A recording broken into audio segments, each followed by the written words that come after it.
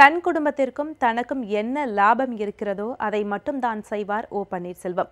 அப்படியெனில் ஓபிஎஸ் வியாபாரியா நான் வியாபாரியா என அதிமுக முன்னாள் எம்எல்ஏ திரு மார்க்கண்டேயன் கேள்வி எழுப்பியுள்ளார். என்ன பிரச்சனை சார் உங்களுக்கு?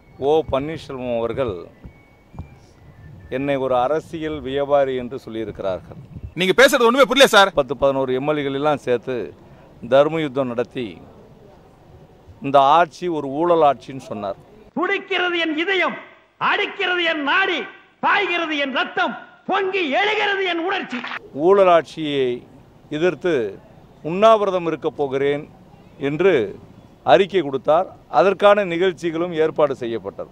இந்த பார்ப்பா, இந்த உண்ணாவிரதம் எல்லாம் இருந்து எனக்கு பழக்கம் இல்ல. உனக்கு உண்ணாவிரதம் இருக்கணும் அவ்வளவுதானே?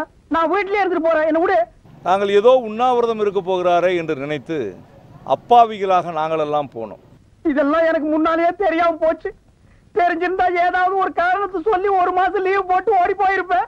ஆனால் எங்களையெல்லாம் ஒட்டுமொத்தமாக அடமானம் வைத்துவிட்டு துணை முதலமைச்சர் பதவியையும் தன் குடும்பத்திற்கும் தனக்கும் என்ன லாபம் இருக்கிறதோ அதை மட்டும் செய்கிற பன்னீர்செல்வம் அவர்கள் வியாபாரியா நான் வியாபாரியா என்பது எனக்கு தெரியவில்லை. இதை நம்பிய இவரது இலாக்கா வாழட்டும், இவரது இல்லம் வாழட்டும், இவரது சொந்தக்காரர்கள் வாழட்டும், இவரது சுற்றுப்புறங்கள் வாழட்டும், இவருடைய ஜாதகங்கள் வாழட்டும், முடிந்தால் மக்களும் வாழட்டும். அவ்வளவுதான்ப்பா.